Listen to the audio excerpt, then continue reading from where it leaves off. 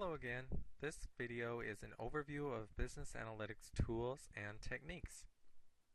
After watching this video, you should be able to categorize the different types of analytics, and hopefully you'll be familiar with some of the more common software and techniques for business analytics.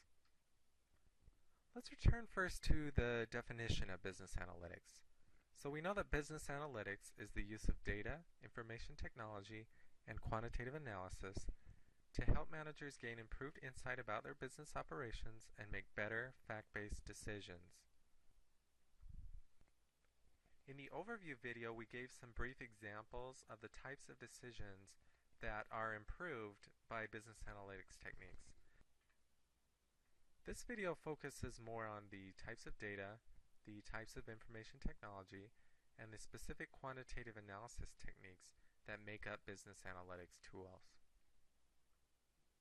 Specifically, we're first going to talk about three main categories of business analytics.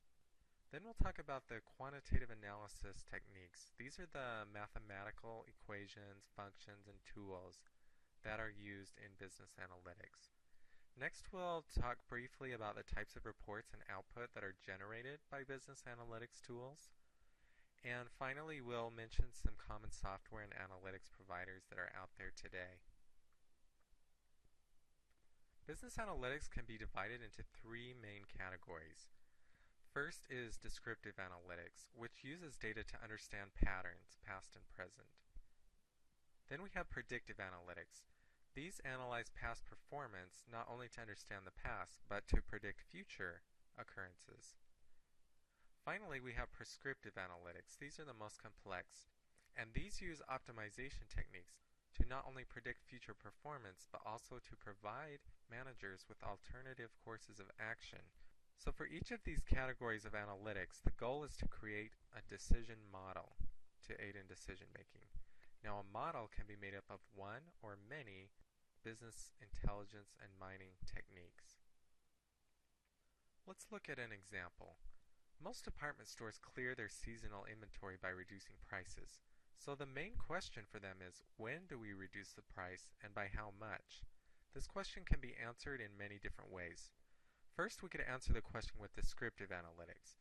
We could examine the historical data for similar types of products to understand how these products did in the past when their prices were reduced.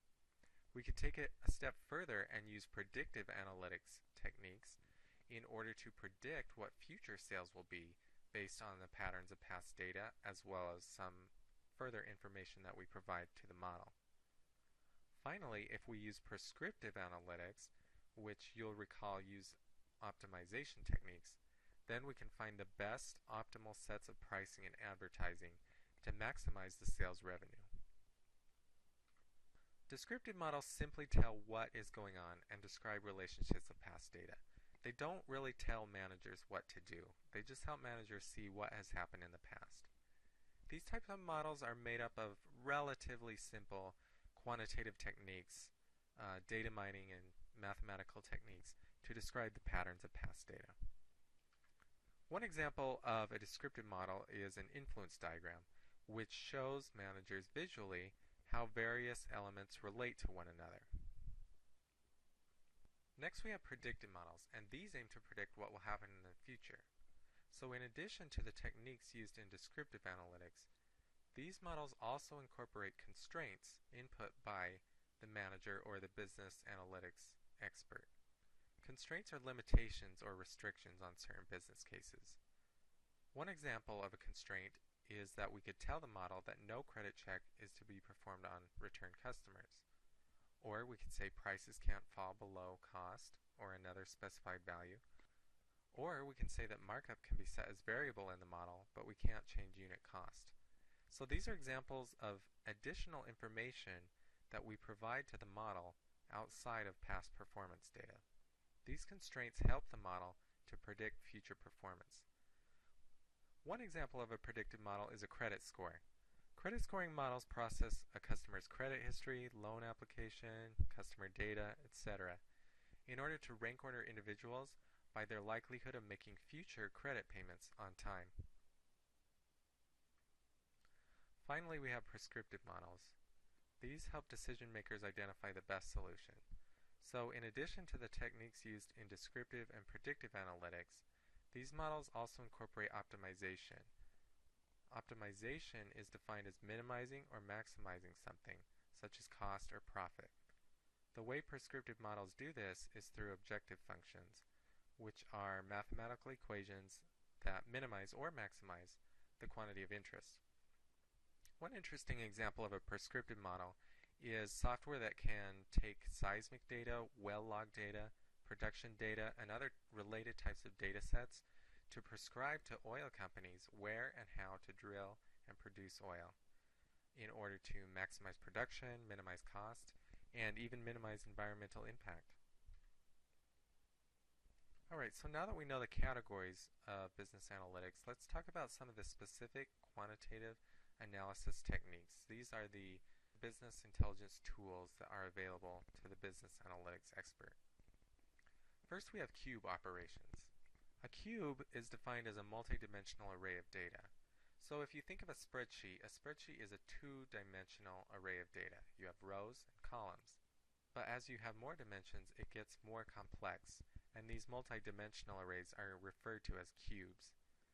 So the operations that you can perform on these cubes of data are referred to as slicing, dicing, drilling up and down, or even pivoting. Now you probably have some simple experience with this type of business intelligence if you've ever used pivot tables in Excel. Next, business analytics incorporates some traditional data mining techniques from computer science, such as association rules, decision trees, and neural networks. Finally, business intelligence uses some mathematical models, such as econometric modeling and regressions, or even objective functions. Applying these back to the three categories of business analytics, cube operations are usually used in descriptive analytics. Data mining are a combination of descriptive and predictive techniques. Mathematical models range the whole spectrum, with objective functions being used in prescriptive analytics. When the business analytics software uses all of these complicated, complex business intelligence, quantitative analysis techniques, what does it spit out for the managers who are not technical or mathematical experts? Well, you can get some static things or you can get some dynamic things. First, you can get a static report, visualizations, such as graphs and charts. More recent business analytics tools are moving towards dynamic output. So in dynamic output, you don't just see a static page, but you're able to interact with the page. Here's an example of what a dynamic report might look like. You can see on the right that you can input some filters to change what the report shows you. The same is true with visualizations. There are a number of visualization tools out there that allow you to interactively change the graphs that you're looking at. All of these are very interesting, and if you combine them, you have what's called a dashboard. Dashboards are becoming more and more popular in business analytics. A dashboard is a combination of tables and graphs and visualizations, which are interactive and dynamic and allow you to filter the information to see what is most relevant to you. Here are some of the common software and business analytics providers today. A lot of the big companies that you're familiar with have moved into the business analytics space. So for example, a lot of big computing companies such as IBM are really big into business analytics.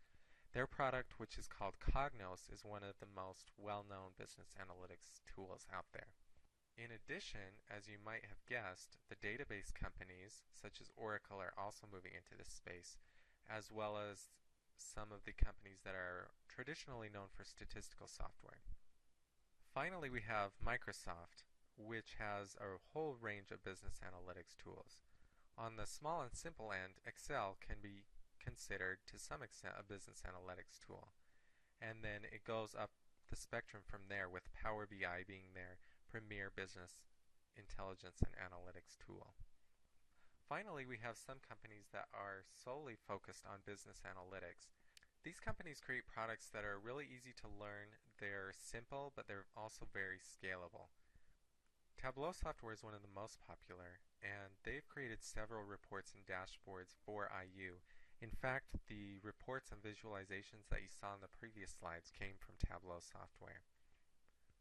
And here are a couple of other similar business analytics companies.